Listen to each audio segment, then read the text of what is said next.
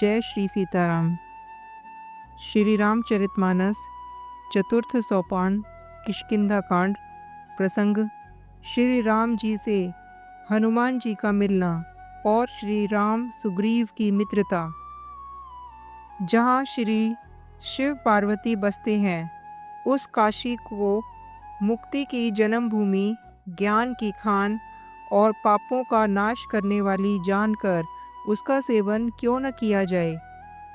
जिस भीषण हलाहल विष से सब देवतागण जल रहे थे, उसको जिन्होंने स्वयं पान कर लिया, रे मदमन, तू उन शंकर जी को क्यों नहीं भजता? उनके समान कृपालु और कौन है? श्री रघुनाथ जी फिर आगे चले। ऋषियक मूक पर्वत निकट आ गया। वहाँ मंत्रियों सहित सुग्रीव रहते थे। अतुलनीय बल की सीमा श्री रामचंद्र जी और लक्ष्मण जी को आते देखकर सुग्रीव अत्यंत भयभीत होकर बोले, हे हनुमान, सुनो, ये दोनों पुरुष बल और रूप के निधान हैं। तुम ब्रह्मचारी का रूप धारण करके जाकर देखो। अपने हृदय में उनकी यथार्थ बात जानकर मुझे इशारे से समझा कर कह देना। यदि वे मन के मलिन बाली के भेजे हुए हों तो मैं तुरंत ही इस पर्वत को छोड़कर भाग जाऊं। यह सुनकर हनुमान जी ब्राह्मण का रूप धरकर वहां गए और मस्तक नवाकर इस प्रकार पूछने लगे, हे वीर, सांवले और गोरे शरीर वाले, आप कौन हैं जो क्षत्रियों के रूप में वन में फिर रहे हैं? हे स्वामी, कठोर भूमि पर कोमल चरणों से चलने वाले आप किस कारण वन में विचर रहे हैं? मन को हरण करने वाले आपके सुंदर कोमल अंग हैं और आप वन के दुसह धूप और वायु को सह रहे हैं। क्या आप ब्रह्मा, विष्णु, महेश, इन तीनों देवताओं में से कोई हैं, या आप दोनों नर और नारायण हैं, अथवा आप जगत के मूल कारण और संपूर्ण लोकों के स्वामी स्वयं भगवान हैं, जिन्होंने लोगों को भवसागर से पार उतारने तथा पृथ्वी का भार नष्ट करने के लिए मनुष्य रूप में अवतार लिया है। श्री रामचंद्र जी ने कहा, हम कौशल राज दशरथ जी के पुत्र हैं और पिता का वचन मानकर वन आए हैं। हमारे राम लक्ष्मण नाम हैं।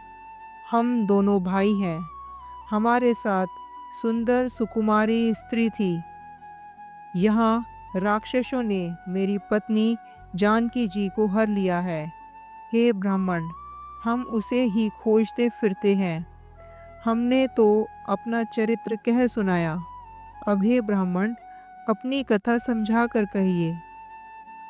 प्रभु को पहचान कर हनुमान जी उनके चरण पकड़कर पृथ्वी पर गिर पड़े। उन्होंने साष्टांग दंडवत प्रणाम किया। शिवजी कहते हैं, हे पार्वती, वह सुख वर्णन नहीं किया जा सकता। शरीर पुलकित है, मुख से वचन नहीं निकलता। वे प्रभु के सुंदर वेश की रचना देख रहे हैं। फिर धीरज धरकर स्तुति की। अपने नाथ को पहचान लेने से हृदय में हर्ष हो रहा है। फिर हनुमान जी ने कहा, हे स्वामी, मैंने जो पूछा वह मेरा पूछना तो न्याय था। वर्षों के बाद आपको देखा, वह भी तपस्वी के वेश में, और मेरी वानरी बुद्धि, इससे मैं तो आपको पहचान न सका, और अपनी परिस्थिति के अनुसार मैंने आपसे पूछा, परंतु आप मनुष्य की तरह कैसे पूछ रहे हैं? मैं तो आपकी माया के वश भूला फिरता हूँ, इसी से मैंने अपने स्वामी को नहीं पहचाना। एक तो मैं यों ही मंद हूँ, दूसरे मोह के वश में हूँ, तीसरे हृदय का कुटिल और अज्ञान हूँ। फिर हे दीन बंधु भगवान प्रभु, आपने भी मुझे बुला दिया। हे नाथ, यद्यपि मुझ में बहुत से अवगुण हैं, तथापि सेवक स्वामी की विस्मृति में न पड़े, आप उसे न भूल जाएं। हे नाथ, जीव आपकी माया से मोहित है, वह आप ही की कृपा से निस्तार पा सकता है। उस पर हे रघुवीर, मैं आपकी दुहाई करके कहता हूँ कि मैं भजन साधना कुछ भी नहीं जानता। सेवक स्वामी के और पुत्र माता के भरोसे निश्चिंत रहता है। प्रभु को सेवक का पालन पोषण करना ही पड़ता है। ऐसा कहकर हनुमान जी अकुलाकर प्रभु के चरणों पर गिर पड़े। उन्होंने अपना असली शरीर प्रकट कर दिया। उनके हृदय में प्रेम छा गया। तब श्री रघुनाथ जी ने उन्हें उठाकर हृदय से लगा लिया और अपने नेत्रों के जल से सींचकर शीतल किया। फिर कहा, हे कपि सुनो, मन में ग्लानि मत मानना। तुम मुझे लक्ष्मण से भी दूने प्रिय हो।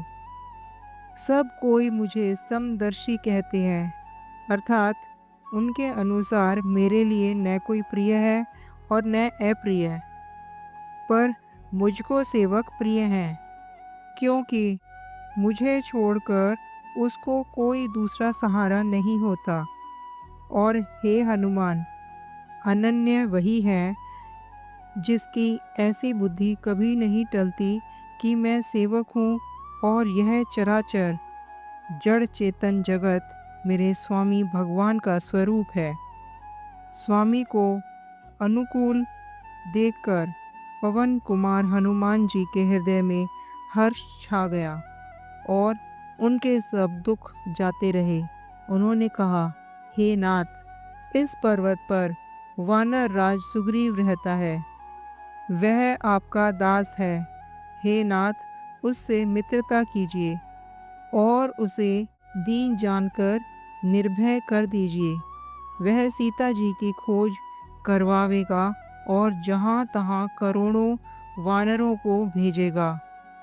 इस प्रकार बातें समझाकर हनुमान जी ने श्री राम लक्ष्मण दोनों जनों को पीठ पर चढ़ा लिया। जब सुग्रीव ने श्री रामचंद्र जी को देखा तो अपने जन्म को अत्यंत धन्य समझा। सुग्रीव चरणों में मस्तक नवाकर आदर सहित मिले। श्री रघुनाथ जी छोटे भाई सहित उनसे गले लगकर मिले। सुग्रीव मन में इस प्रकार सोच रहे हैं कि हे विधाता, क्या ये मुझसे प्रीति करेंगे? तब हनुमान जी ने दोनों ओर की सब कथा सुनाकर अग्नि को साक्षी देखकर परस्पर दृढ़ करके प्रीति जोड़ दी, अर्थात अग्नि की साक्षी देकर प्रतिज्ञा पूर्वक उनकी मित्रता करवा दी। दोनों ने हृदय से प्रीति की, कुछ भी अंतर नहीं रखा। तब लक्ष्मण जी ने श्री रामचंद्र जी का सारा इतिहास कहा। सुग्रीव ने नेत्रों में जल भरकर कहा, हे नाथ, मिथिलेश कुमारी जानकी जी मिल जाएंगी। मैं एक बार यहाँ मंत्रियों के साथ बैठा हुआ कुछ विचार कर रहा था, तब मैंने पराये शत्रु के वश में पड़ी हुई विलाप करती हुई सीता जी को आकाश मार्ग से जाते देखा था। हमें देखकर उन्होंने राम राम, हाँ राम पुकारकर वस्त्र गिरा दिए था। श्री रामचंद्र जी ने उसे मांगा, तब सुग्रीव ने तुरंत ही दे दिया। वस्त्र को हृदय से लगाकर श्री रामचंद्र जी ने बहुत ही सोच की। सुग्रीव ने कहा, हे रघुवीर, सुनिए, सोच छोड़ दीजिए और मन में धीरज लाइए। मैं सब प्रकार से आपकी सेवा करूँगा, जिस उपाय से जानकी जी आकर आपको मिलें। कृपा के समुद्र और बल की सीमा श्री राम जी सखा सुग्रीव के वचन सुनकर हर्षित हुए। जय श्री सीताराम जी की।